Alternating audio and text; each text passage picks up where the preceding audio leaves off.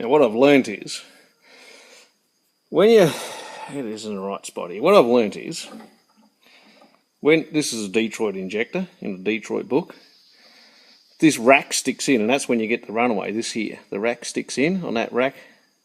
That's the pinion there, and this is like a rack. In this tube, and I reckon it's more our shitty diesel we have today, and more environmentally friendly, this plunger here gets stuck in that there. Right, there's the plunger. The plunger, which travels in here, gets stuck in this bushing. Okay, and what you've got to do is you've got to time this rack and everything. When you pull it all apart and put it back together, that's what you've got to do. Now, I'm amateur hour. I'm not what would you call it?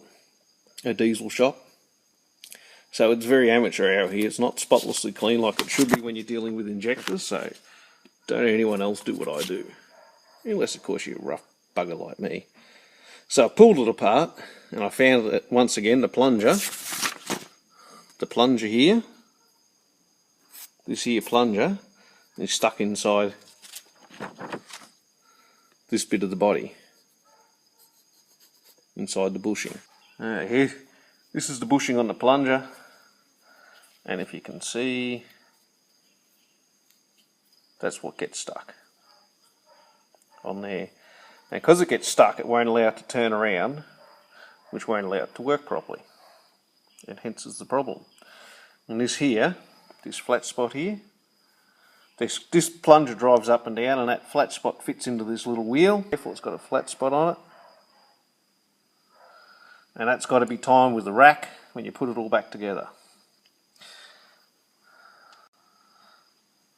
And that's what causes the runaway on a GM diesel. These plungers get stuck.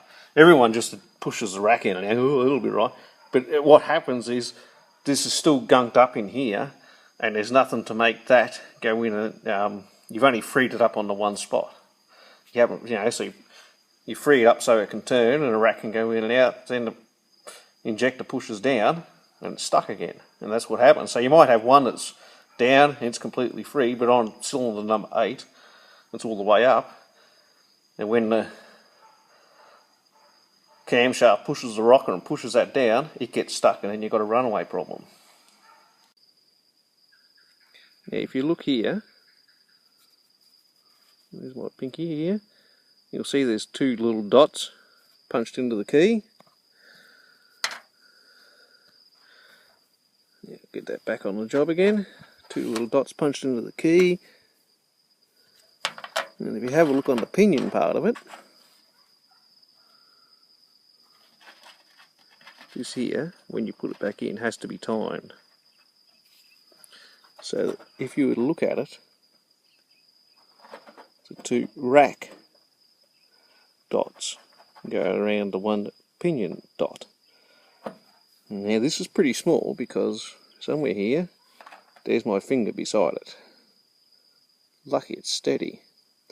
Now you have to do all this inside the injector house. I had a bit of an issue here. When I connected this, I don't even know what you call that. Cam, something. It wasn't returning. With the spring up here. Now it was I couldn't find anything wrong, so I sent out a call to someone who know more than me, but I haven't heard back. Alright, I just bent the spring on the end there a bit. This spring up here that coils around, I just bent that a bit to give it a bit more offset there, and anyway, returns now. So all the injectors you can see are free.